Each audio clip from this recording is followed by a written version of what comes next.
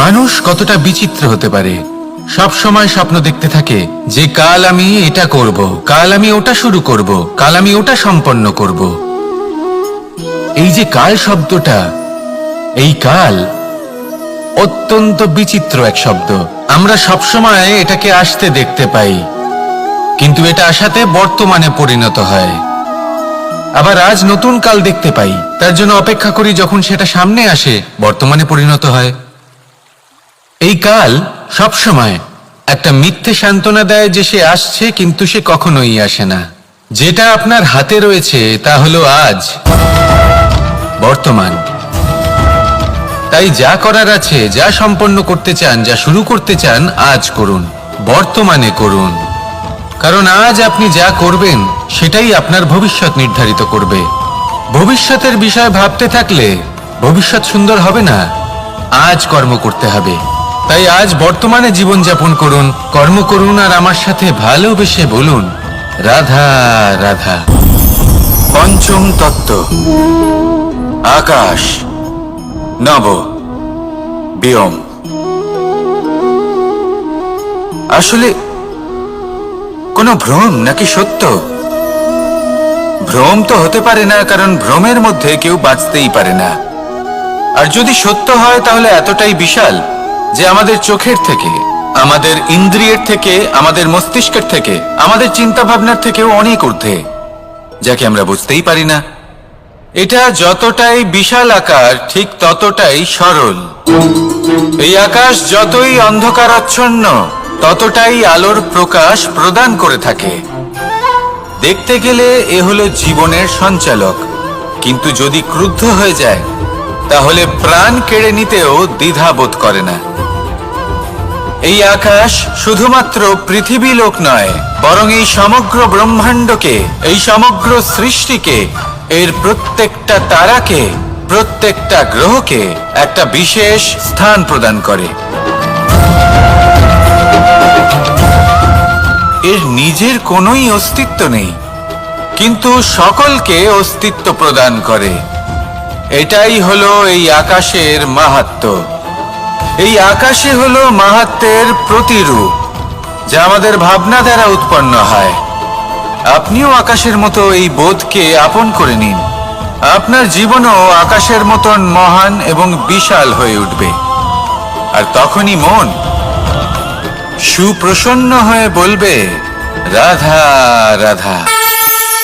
আপনার থেকে বড়, আপনার থেকে মহান হলেন সেই গুরু। এটা কি আবশ্যক যে সেই গুরু কোনো ব্যক্তিই হবেন? কখনোই নয়। গুরু হলেন একটা তত্ত্ব, গুরু হলেন একটা শক্তি। গুরু একজন ব্যক্তি হলে শুধুই একজনই হতেন, কিন্তু তা নয়। গুরু হলেন একটা অনুভূতি, গুরু হলেন শ্রদ্ধা।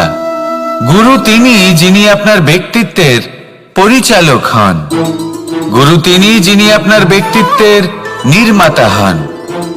আপনি কখন, কোথায়, কোন স্থানে, কি রূপে গুরু লাভ করবেন আর কি শিক্ষা লাভ করবেন তা নির্ভর করছে আপনার মানসিকতার উপর, যে আপনি সকলকে কিভাবে আপন করে নিতে পারেন।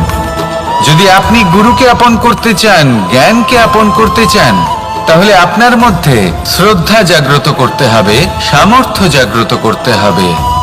আপনি গুরু এবং জ্ঞানকে আপন করে নিতে পারলে তা এমনিই আপনাকে মহান করে তুলবে। তাহলে আসুন আর আমার সাথে ভালোবেসে বলুন, রাধা রাধা। এই সংসারে এমন কিছু মানুষ আছেন যাদেরকে আপনার ভালো লাগে, তারা আপনার প্রিয়। আমরা চাই ওনারা আমাদের কাছে থাকুন, আমরা ওনাদের কাছে থাকি। এবার সেই ক্ষেত্রে আমরা তাদের ভালো ভালো উপহার দেওয়ার চেষ্টা করি, কারণ ওনারা হলেন আমাদের প্রিয়। আর তার বদলে আমরা আশা করে থাকি যে ওনারা আমাদের একটু সম্মান করবেন। এবার এই মানুষজন যারা আমাদের প্রিয়, এদের আমরা একটা উপহার দিই। সোনা দিয়ে থাকি, আভূষণ দিয়ে থাকি, হিরে মুক্তো দিয়ে থাকি। কিন্তু যদি ভেবে দেখি, এই সবকিছুরই একটা মূল্য আছে। ভেবে দেখুন, আপনি কি তাদের এমন কোনো উপহার দিতে পারেন যা কিনা অমূল্য? তা এরকম উপহার কি হতে পারে? ঠিক বলেছেন আপনি, প্রেম। এই প্রেমই হলো অমূল্য, কারণ মন থেকে এর উৎপত্তি হয়। না চেয়ে পাওয়া যায় আর না ছিনিয়ে নেওয়া যায় এই ভালোবাসা। ঠিক এইরকমই হয় এই সম্মান। যদি সম্মান করো তাহলে মন থেকে এবং ভালোবেসে করো, ভয় পেয়ে নয়। মনে রাখবেন, যে মাথা ভয়ের দ্বারা নত হয়, বিরোধিতাও প্রথমে সেই করে থাকে। যে মাথা ভালোবেসে নত হয় তা আপনার জন্য বলিদানও দিতে পারে। এই সংসারের সব থেকে বড় উপহার, সব থেকে বড় বরদান এই প্রেম এবং সম্মান। তাকে সম্মান করুন আর আমার সাথে ভালোবেসে বলুন, রাধা রাধা। কখনো কোনো চাতককে দেখেছেন? একটা চাতক বর্ষার জন্য অপেক্ষা করে, সেই বর্ষার জলে নিজের তৃষ্ণা নিবারণ করে, নয়তো সারা বছর তৃষ্ণার্ত থেকে যায়। ও আকাশের দিকে তাকিয়ে থাকে আর অপেক্ষা করে যে কবে বর্ষা হবে আর কবে আমি আমার তৃষ্ণা নিবারণ করব। সেখানে অন্যদিকে একটি কাক বা একটা পায়রা, এরা কি করে? যেখানে জল পায় পান করে নেয়, যেখানে খাবার পায় খেয়ে নেয়, আত্মীয় স্বজন বন্ধু বান্ধব যাকেই পায় তার সাথে সময় কাটায়, খাবার খায় আর চলে যায়। এবার এদের মধ্যে মিল কোথায় আর পার্থক্য কোথায়? দুজনের কাছেই ডানা রয়েছে, দুজনেই উড়তে পারে। এই আকাশ হলো ওদের, খাবারের দানা ওদের। পার্থক্য হলো তাদের অভিলাষার, পার্থক্য হলো তাদের আকাঙ্ক্ষার, পার্থক্য জীবন যাপনের ধরনের। এবার যত বেশি আকাঙ্ক্ষা থাকবে, যত দামি জীবন যাপন করার ইচ্ছে থাকবে, তত বেশি কষ্ট আপনাকে সহ্য করতে হবে। আবার অন্যদিকে জীবন যত সরল হবে, জীবন যাপন যত সরল হবে, সমস্যা ততটাই কম হবে। তাই সবসময় চেষ্টা করবেন আপনার মানসিকতা এবং আপনার জীবন যেন সরল হয়। ভালোবাসতে থাকুন। যদি কেউ আপনাকে ভালোবাসে, তাকেও আপনি ভালোবাসা ফিরিয়ে দিন। তাদের সাথে কথা বলুন, কিছু তাদের কথা শুনুন, কিছু নিজের কথা বলুন। দেখবেন সকল তাপ উত্তাপ দূর হয়ে গেছে। এটাই তো হলো জীবনের সারমর্ম। তাই প্রেমে থাকুন, ভালোবাসুন, আর ভালোবেসে আমার সাথে বলুন, রাধা রাধা। ক্ষমা একটা অত্যন্ত সুন্দর শব্দ, আমার খুব প্রিয় শব্দ। কিন্তু এই ক্ষমা কখন আর কিভাবে প্রয়োগ করতে হবে সেটা বোঝা প্রয়োজনীয়। এক, যদি আপনি কোনো অন্যায় করেন আর ক্ষমা না চান, ক্ষমা প্রার্থনা না করেন, ক্ষমা চাওয়া থেকে এড়িয়ে যান, তাহলে তাতে আপনারই ক্ষতি হবে। কিভাবে? ক্ষমা না চাইলে মনের মধ্যে অহংকার জাগ্রত হয়, আর অহংকার তো প্রকৃত অর্থে আমাদের ক্ষতিই করে। দুই, কেউ যদি অপরাধ করেন, আপনার থেকে ক্ষমা না চান, তাহলে তাকে ক্ষমা করবেন না। ক্ষমা হলো অত্যন্ত অমূল্য, আর না চাইতেই কাউকে ক্ষমা দান করা এটা উচিত নয়। তিন, যদি কেউ আপনার সাথে অনুচিত কিছু করেন, অপরাধ করেন, আর আপনার থেকে ক্ষমা চান, তাহলে তাকে ক্ষমা করে দিন। তাতে আপনার অন্তরের করুণাবোধ জাগ্রত হবে, প্রেম জাগ্রত হবে, আর তা আপনার জন্য শুভ হবে। চার, যদি আপনি নিজে কোনো অপরাধ করেন, তাহলে অবশ্যই ক্ষমা চাইবেন। তাতে আপনারই লাভ হবে। কিভাবে? সামনের ব্যক্তি আপনাকে ক্ষমা করুক বা না করুক, আপনার অন্তরের অহংকার ক্ষীণ হবে, আর এই মন আরো নির্মল হয়ে উঠবে। এই ক্ষমা অত্যন্ত অমূল্য, ভেবেচিন্তে একে ব্যবহার করুন, আর আমার সাথে ভালোবেসে বলুন, রাধা রাধা। একবার একজন গুরু তার শিষ্যদের পরীক্ষা নিচ্ছিলেন। উনি ওনার প্রত্যেক শিষ্যকে একটি করে পাখি দিয়ে বললেন সেই পাখির বলি দিতে হবে, কিন্তু এমন এক স্থানে যেখানে কেউ তাদের দেখতে পাচ্ছে না। প্রত্যেক শিষ্য নিজের যাত্রা শুরু করলো। কেউ ঘন বনে প্রবেশ করলো, কেউ অন্ধকার গুহায় প্রবেশ করলো, কেউ দূরে কোনো পর্বতের শিখরে পৌঁছে গেল। যে মুহূর্তে দেখলো তাদের কেউ দেখতে পাচ্ছে না, তারা সেই বলি দিতে চেষ্টা করলো। যেই বলি দিতে গেল, সেই পাখি আলোর কিরণে পরিবর্তিত হলো এবং লুপ্ত হয়ে গেল।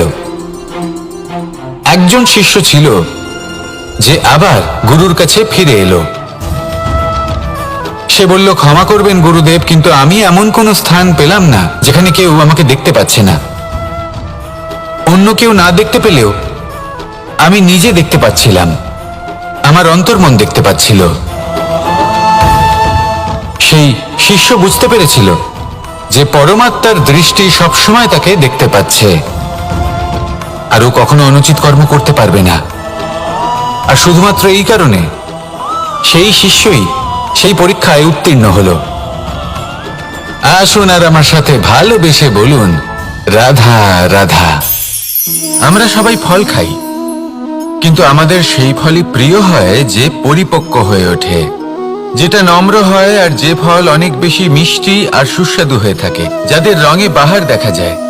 সেইভাবে জীবনে আমরা নানান মানুষের সাথে পরিচিত হই, কিন্তু সেই মানুষই আমাদের মন ছুঁয়ে যায় যারা বিনম্র স্বভাবের, যাদের বাণী খুব মধুর, যাদের অন্তরে আত্মবিশ্বাসের একটা তেজ, একটা রং দেখা যায়।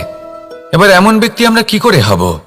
ঠিক সেইভাবেই যেমন একটা ফল রোদ, বর্ষা, শীত, বায়ু এই সকল সংকটময় পরিস্থিতির সম্মুখীন হয়ে পরিপক্ক হয়ে ওঠে, সেইভাবেই মানুষ সংকটময় পরিস্থিতির সম্মুখীন হয়ে পরিপক্ক হয়ে ওঠেন। যদি এই সংকটের সম্মুখীন হন তাহলে অভিজ্ঞ হবেন, আর এই অভিজ্ঞতাই শিক্ষা দিয়ে যাবে। এই অভিজ্ঞতা আমাদের শিখিয়ে দেয় যে আমাদের বিনম্র থাকতে হবে, অহংকার করে কোনো লাভ নেই। মধুর বাণীর যে কি মূল্য তা আমরা শিখতে পারি। এই অভিজ্ঞতাই আমাদের বুঝিয়ে দেয় যে উচিত অনুচিত কোনটা, আমাদের দৃষ্টিভঙ্গি তৈরি করে, আর এই দৃষ্টিভঙ্গি দ্বারা আত্মবিশ্বাস জাগ্রত হয়। সেই জন্য জীবনে কখনো বিপদ থেকে দূরে পালাবেন না, সেগুলোর সম্মুখীন হন, অভিজ্ঞতা লাভ করুন, তার থেকে শিক্ষা লাভ করুন, এইভাবেই পরিপক্ক হবেন। আসুন আমার সাথে ভালোবেসে বলুন, রাধা রাধা। মানুষ বর্তমানে নিজের জীবন অতিবাহিত করেন, কিন্তু তার জীবনে অতীতকাল এবং ভবিষ্যৎকাল এই দুটোরই সমান গুরুত্ব রয়েছে। অতীতকাল অতিবাহিত হয়ে গেছে এবং সেটা জীবিত থাকে আমাদের স্মৃতি হিসেবে, এবং ভবিষ্যৎ হলো সেটাই যেটা আমরা শুধুমাত্র কল্পনাই করতে পারি। এবার অতীতের কিছু স্মৃতি এমন থাকে যা আমাদের কাছে আনন্দময় হয় না, তা কটু হয়, দুঃখজনক হয়, যন্ত্রণাদায়ক হয়। আমরা যা কিছুই করি তা বদলে ফেলতে পারবো না, কিন্তু ভবিষ্যৎকাল সেটা আমরা রচনা অবশ্যই করতে পারি, যদি আজ আমরা শ্রেষ্ঠ কর্ম করি। যদি আজকের এই দিনটা আমরা আনন্দের সাথে অতিবাহিত করি, সুখের সাথে অতিবাহিত করি, এক একটা মুহূর্ত আমরা আনন্দ এবং ভালোবাসার সাথে অতিবাহিত করি, আপনার আজকের এই কর্ম আপনার ভবিষ্যৎ নির্ধারণ করবে। আজ আপনি যেভাবে জীবন কাটাবেন তা ভবিষ্যতে গিয়ে অতীতকালে পরিণত হবে, আর তখন আপনি এমন স্মৃতি খুঁজে পাবেন যেখানে আপনি প্রত্যেকটি মুহূর্ত প্রেম এবং আনন্দের সাথে অতিবাহিত করেছেন, এবং সেই স্মৃতি মধুর হবে। তাহলে আজ শ্রেষ্ঠ এবং উচিত কর্ম করুন, আপনি নিশ্চিত রূপে একটি উজ্জ্বল, শুদ্ধ, পবিত্র এবং আনন্দময় ভবিষ্যৎ লাভ করবেন। আসুন আমার সাথে ভালোবেসে বলুন, রাধা রাধা। এই সংসারে অনেক অনেক এমন জ্ঞানী আছেন যারা নিজের সমস্ত জীবন জ্ঞান অর্জন করতে অতিবাহিত করেছেন। এই সংসারে এমন কোনো বেদ নেই, কোনো পুরাণ নেই, কোনো শাস্ত্র নেই, কোনো ভাষা নেই যা ওনারা জানেন না। এমন কোনো বিষয় নেই যা নিয়ে ওনারা কোনো বক্তব্য রাখতে পারবেন না। কিন্তু আমরা এই সকল জ্ঞানীকে কি ভালোবাসতে পারি? এনাদের সকলকে সম্মান করতে পারি না। কারণটা কি? দেখুন, বেদ পড়া একটি আলাদা বিষয়, বেদনা বুঝতে পারা অন্য ব্যাপার।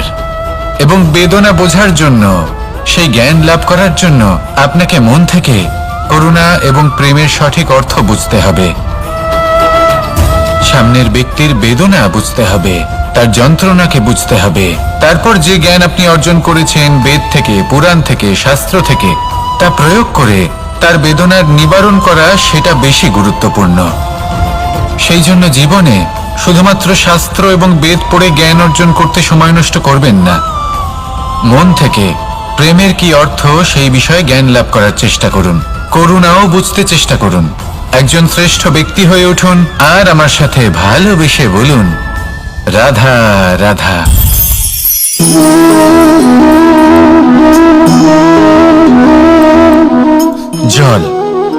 সংসারের সমস্ত প্রধান তত্ত্বের মধ্যে একটি। এই জল যে কোনো জ্বালা দূর করে, আগুনকে নিভিয়ে দেওয়ার ক্ষমতা রাখে, অবিরল অবিচল ভাবে প্রবাহিত হতে পারে, একে কেউ বাধা দিতে পারে না। এর পথে বাধা সৃষ্টি করলে নিজের পথ নিজেই খুঁজে নেবে বা সে নিজেই নিজের পথ বানিয়ে নেবে, কিন্তু কখনো থামবে না। এই জল হলো মহান, আর এর একটা মহান গুণ আছে, এর নিজস্ব কোনো রং নেই, কিন্তু যখন মেঘ থেকে বৃষ্টিরূপে পৃথিবীতে ঝরে পড়ে তখন সমস্ত সংসারকে রঙিন করে তোলে। যেখানে খরা হয়েছে সেখানে শ্যামল করে তোলে, যে স্থান শ্যামল সেখানে ভিন্ন ভিন্ন প্রকারের পুষ্প ফুটিয়ে তোলে। এই জলের মতন আমাদের হতে হবে। ওর যেমন কোনো রং নেই, আমাদেরও যেন কোনো অহংকার না থাকে।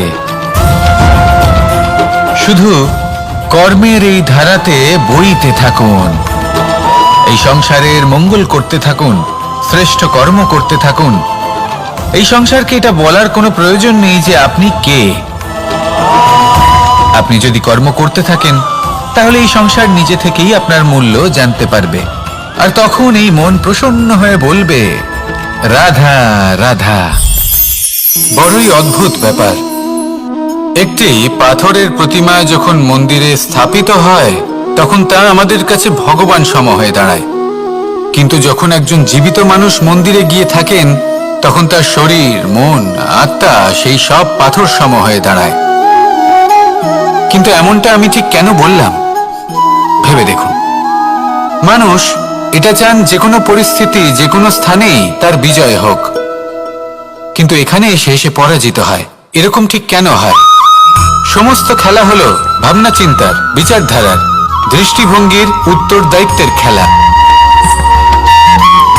পাষাণের এই প্রতিমা, তার একটি উত্তরদায়িত্ব আছে, আশা ধরে রাখার দায়িত্ব।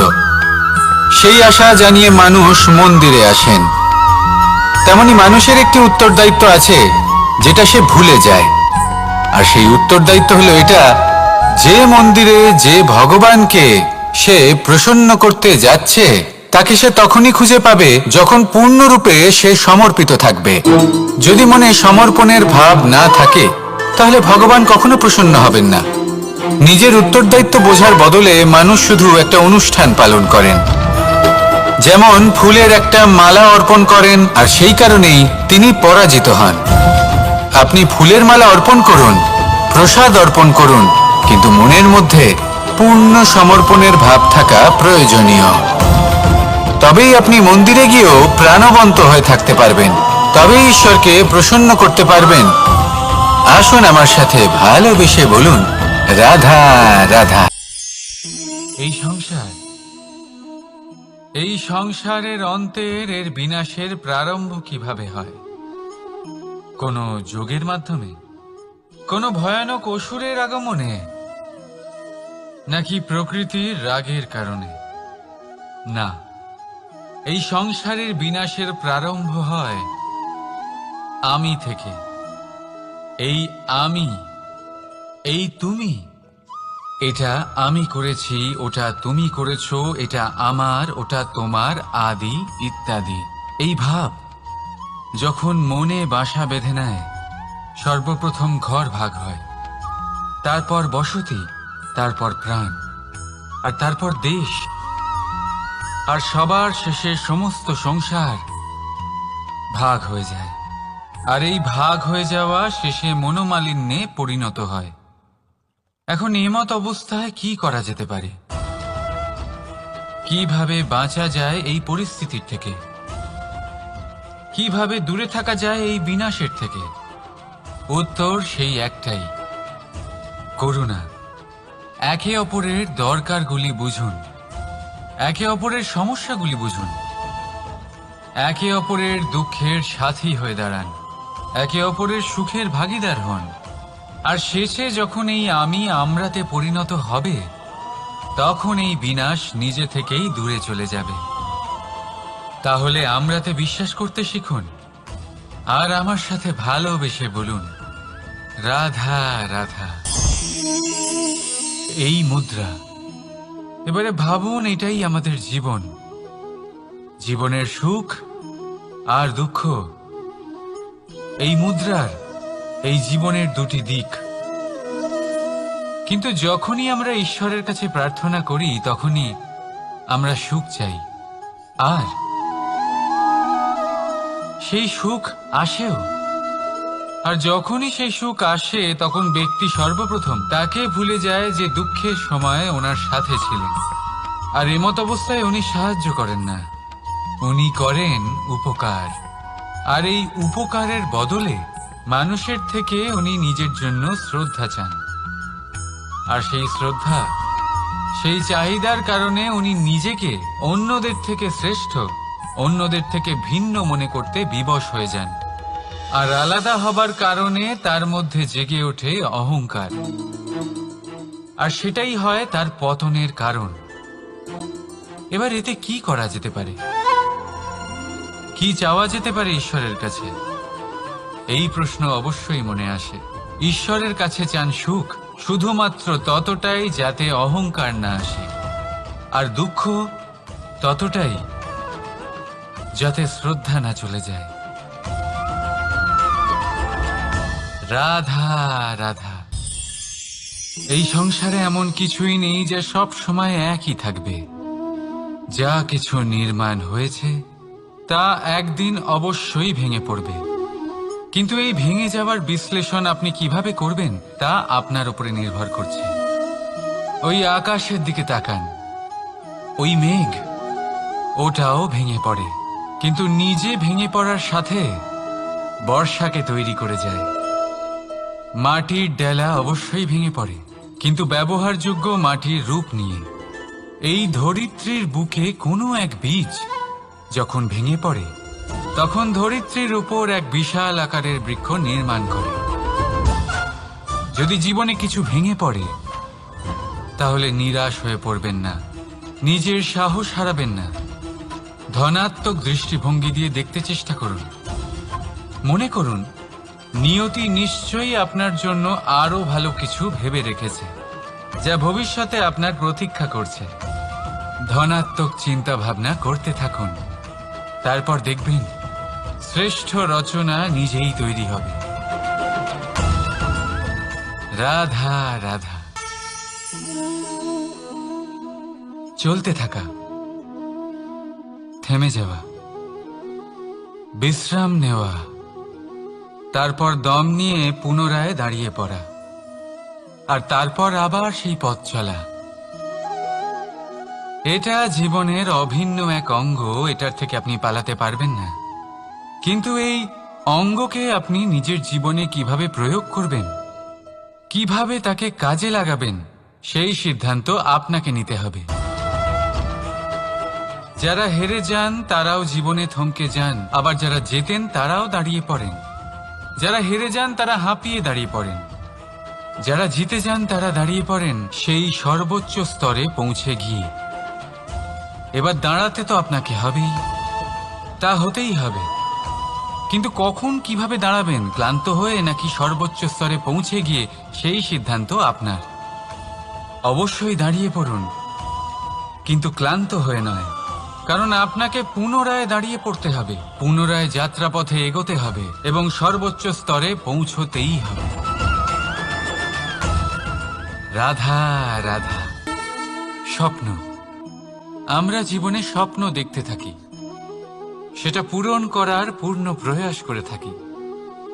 কিন্তু এই স্বপ্ন পূরণ না হওয়ার পরিস্থিতিতে আমরা ভেঙে পড়ি, ছিন্ন বিচ্ছিন্ন হই, আর তারপর এই বোঝা আমরা আগামী প্রজন্মের ওপর রীতিমতো চাপিয়ে দিই। আমরা এটাই মনে করি যে আমরা যেটা হতে পারিনি সেটা আমাদের সন্তান অবশ্যই হবে। আমরা যা কখনো পাইনি আমাদের সন্তান অবশ্যই তা পাবে। এটা যে অনুচিত সেটা আমরা ভাবি না, কিন্তু এটা ভুল, আর এই ভুল আমরা সকলেই করে থাকি। সন্তান প্রকৃতি আর পরমাত্মার আশীর্বাদ। ওদের ভেতরে তাদের নিজের একটা অস্তিত্ব লুকিয়ে থাকে, সেটা মন দিয়ে দেখুন তো। আপনি শুধু ওই সন্তানকে জন্ম দিয়েছেন, কিন্তু ওর জীবন আপনার নয়, তাই নিজের সন্তানের সাথে থাকুন, সময় কাটান, ওদেরকে ভালোবাসুন, সব সময় প্রেরণা দিন, কিন্তু প্রেরণা দিন ওর নিজের অস্তিত্বকে বাড়ানোর জন্য, ওর নিজের স্বপ্ন পূরণ করার জন্য, আপনার স্বপ্ন পূরণ করার জন্য নয়। ওদের অস্তিত্বকে পূর্ণাঙ্গে বৃদ্ধি পেতে দিন। রাধা রাধা। এই পুকুর দেখছেন আপনি?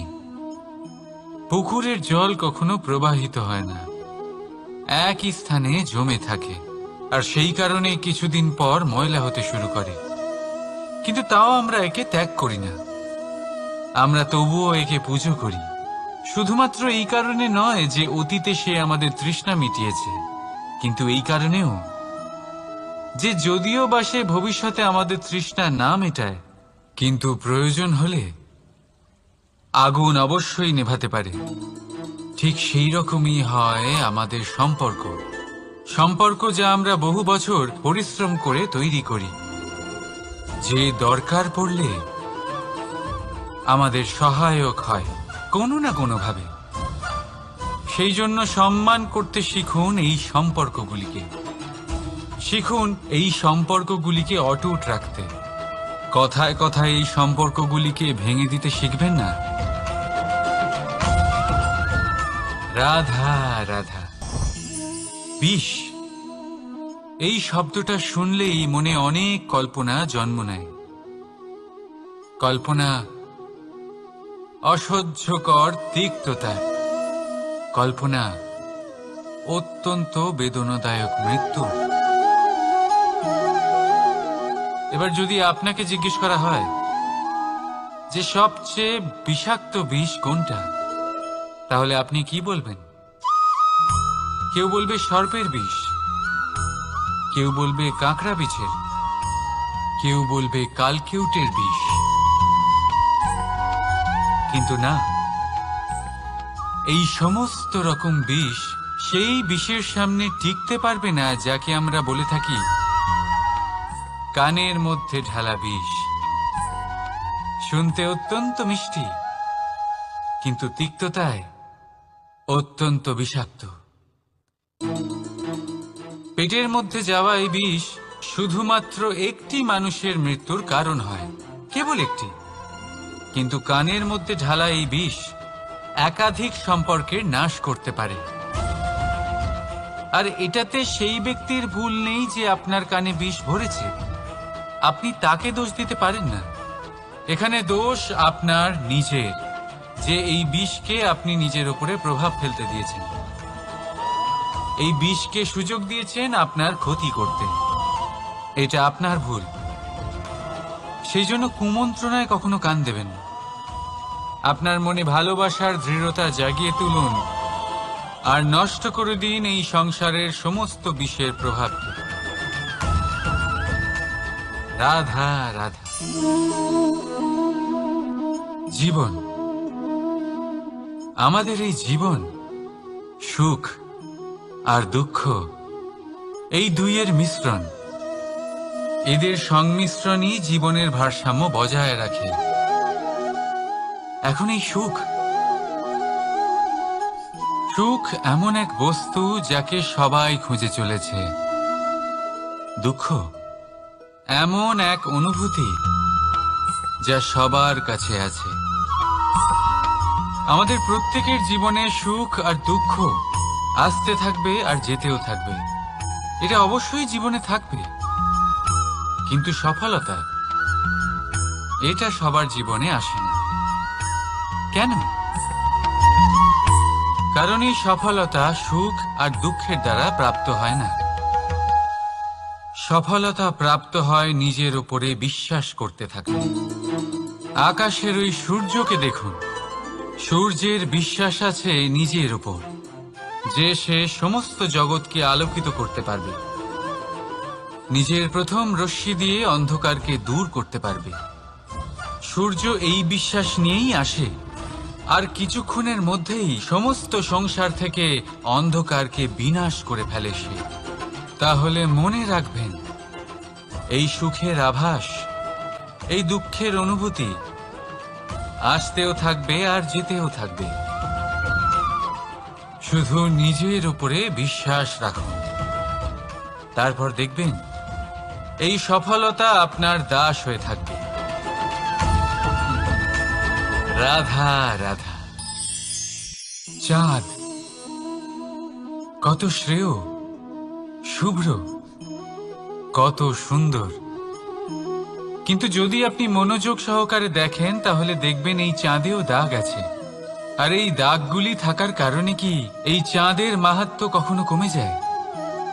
কখনো নয়। এর কারণ হলো চাঁদের নিরন্তর চেষ্টা। একবার এই আকাশে দেখুন, এই অন্ধকার সবসময় চেষ্টা করে চাঁদকে ঢেকে দেওয়া, কিন্তু এই চাঁদ সবসময় এই অন্ধকারের সাথে লড়াই করতে থাকে। অমাবস্যা থেকে শুরু করে চাঁদের এই যাত্রা পূর্ণিমা অবধি পৌঁছেই যায়।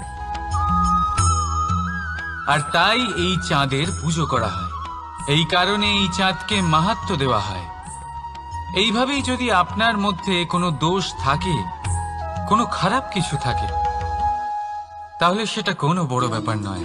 চেষ্টা করুন সেটাকে শুধরে নেওয়ার, কিন্তু সেই কারণে নিজেকে খারাপ মনে করা এটা অনুচিত। নিজের ভুলগুলো, নিজের দোষগুলো, নিজের খারাপ দিকের কথা ভুলে আপনি এই সংসারের ভালোর দিকে প্রস্থান করেই দেখুন না। আপনি দেখবেন আপনার অন্তরের তেজ ঠিকরে বেরোচ্ছে। রাধা রাধা। এই পিঁপড়েদের দেখছেন আপনি? সবাই একই রকমের। এদের মধ্যে তফাৎ খুঁজে বার করা অসম্ভব। মনে হয় যেন ওদের আলাদা আলাদা অস্তিত্বই নেই। কিন্তু যদি আপনি মন দিয়ে দেখেন তাহলে দেখবেন প্রতিটা পিঁপড়ের আলাদা কাজ নির্ধারিত, তাদের আলাদা অস্তিত্ব আছে। কেউ বাড়ি বানানোর জন্য মাটি সংগ্রহ করতে পটু, কেউ ঢিপি বানাতে পটু, কেউ খাবার খোঁজায় পটু, আবার কেউ সেই খাবার আনায় পটু। ঠিক সেরকমই হয় মানুষেরা। মনে হতেই পারে সবাই একই রকম, কিন্তু প্রতিটা মানুষের ব্যক্তিত্ব, প্রতিটা মানুষের অস্তিত্ব ভিন্ন হয়। আর সত্যি কথা বলতে কি, প্রতিটা মানুষের ভিন্নতাই আমাদের প্রগতির দিকে নিয়ে যায়।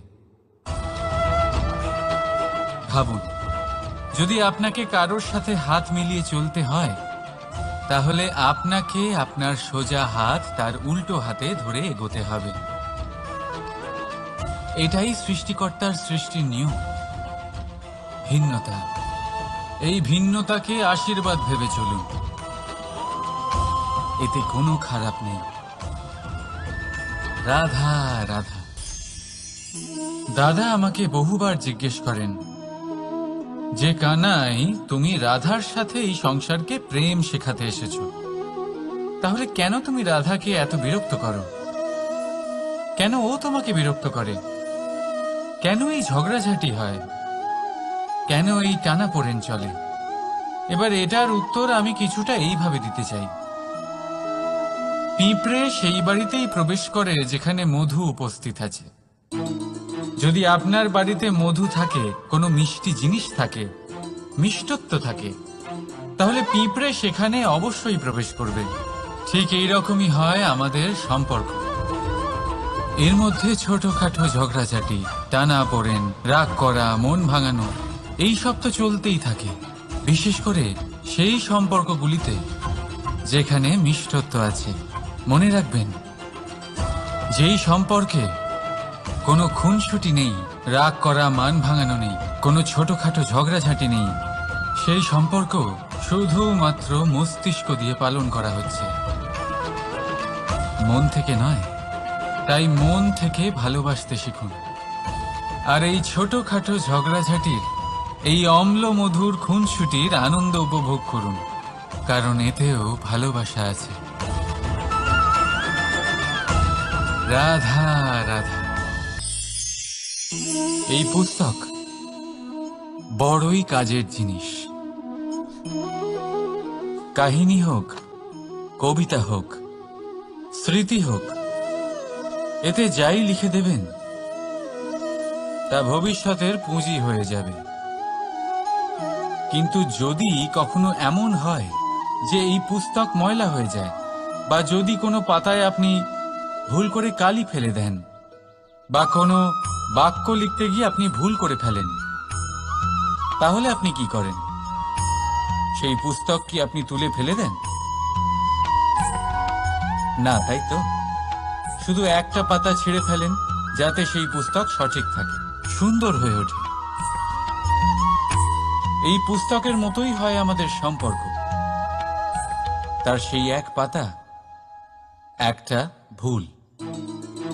তাই যে কোনো সম্পর্কে যদি কারোর কোনো ভুল হয়ে গিয়ে থাকে, তাহলে সেই ভুলকে সম্পর্ক থেকে দূরে করা সঠিক হবে। সেই ভুলকে ভুলে যাওয়াই সঠিক হবে। সেই সম্পর্ক ভাঙা নয়, সেই সম্পর্ক সামলে রাখুন। কারণ ভুল তো সবার দ্বারা হয়। যদি এরকম করেন, তবেই জীবনরূপী পুস্তক আরো সুন্দর হয়ে উঠবে। একে অপরকে ক্ষমা করতে শিখুন, একে অপরের ভুলকে ভুলে যেতে শিখুন। তারপর দেখবেন এই জীবনে আরো আনন্দ আসবে, আর এই সম্পর্ক নিঃশ্বাস নিতে থাকবে। রাধা রাধা।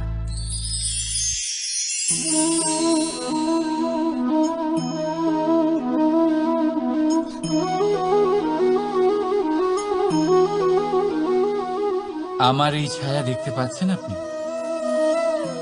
প্রকাশের স্রোত যখন মধুর আর দূরে থাকে, তখন এই ছায়া লম্বা হয়ে যায়। কিন্তু যেই প্রকাশের স্রোত মাথার উপরে চলে আসে, এই ছায়ার আকার ক্রমশ ছোট হতে থাকে, আর অন্ধকারে তো এই ছায়া বিলুপ্ত হয়ে যায়। কিছুটা এরকমই হয় আমাদের অহংকার। সুখের আগমন হলে, বৈভবের উপলব্ধিতে এটা বাড়তে থাকে। কিন্তু যেই সংকটের তাপ বেড়ে ওঠে, অহংকার ছোট হতে থাকে। আর যখন সংকটের এই অন্ধকার আমাদের চারিদিক থেকে ঘিরে ধরে, তখন এই অহংকার আমাদের ছায়ার মতোই বিলুপ্ত হয়ে যায়। তাই সেই কারণে আপনার জীবনে সংকটের আগমন আপনার অহংকার নষ্ট করেই দেবে, কিন্তু তার জন্য সংকটের অপেক্ষা কেন করবেন? এই অহংকারকে বাড়তেই দেবেন না, উৎপন্ন হতেই দেবেন না। বিবেকের সুতো দিয়ে বেঁধে রাখবেন একে। দেখুন, আমি শ্রেষ্ঠ, এটা বিশ্বাস করতে কোনো আপত্তি নেই। কিন্তু শুধুমাত্র আমি শ্রেষ্ঠ, আর কেউ নয়, এ আত্মসম্মান নয়, এ হলো অহংকার। আর অহংকার আর কিছুই নয়, শুধু পতনের দিকে প্রথম পদক্ষেপ। আর এই জীবনে পতনের দিকে নয়, প্রেমের দিকে এগিয়ে যান। আর আমার সাথে ভালোবেসে বলুন, রাধা রাধা। আপনি কি কখনো ফলে ফুলে পরিপূর্ণ বৃক্ষ দেখেছেন? তার ডালগুলো কিরকম স্বাধীনভাবে বেড়ে ওঠে। কিন্তু যদি এই ডালগুলো মূলের সাথে ঠিকভাবে যুক্ত না থাকে, সেই বৃক্ষের মূলগুলি গভীর না হয়, তাহলে কি হবে? তাহলে কি সে সেই সব সুবিধা পাবে? কখনোই নয়। সেই বৃক্ষের ডাল পড়ে যাবে, সেই বৃক্ষ ভূমিষ্ঠ হয়ে যাবে।